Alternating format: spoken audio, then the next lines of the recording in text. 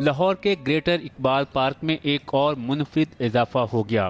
یہاں پاکستان کا پہلا نیشنل ہسٹری میوزیم قائم کر دیا گیا ہے۔ Art and culture, picture galleries, mini theatre, amphitheatre سمیت مختلف طریقوں سے برطانوی دور حکومت سے لے کر قیام پاکستان اور پھر 1960 تک کے اہم واقعات اور تاریخ کو اجاگر کیا گیا ہے۔ یہ میوزیم آپ کو تاریخ پاکستان کے ایسے سفر پر لے جائے گا جو قرارداد لاہور سے جناح گاندھی مذاکرات، پاکستان کی جانب لاکھوں افراد کی ہجرت کے مناظر دکھاتا ہے۔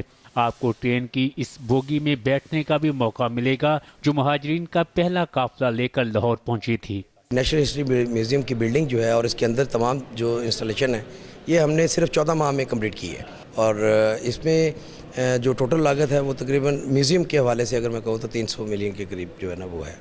میوزیم میں قیام پاکستان کے بعد کی زندگی، مسائل اور مشکلات کو بھی دکھایا گیا ہے۔ ایک حصے میں پاکستانی افواج کے زیر استعمال جنگی جہازوں اور آبدوزیں دکھائی گئی ہیں تو دوسری طرف ابتدائی ادوار کی فلمیں، کھیل اور قیام پاکستان میں خواتین کی جدوجہد کو بھی نمایاں کیا گیا ہے۔ میوزیم میں قائد اعظم کا ہولوگرام فیچر اور ڈیجیٹل ویڈیو وال بھی شامل ہے۔ تحریک آزادی کے قومی ہیروز کی تصاویر پر مبنی گیلری بنائی گئی ہے۔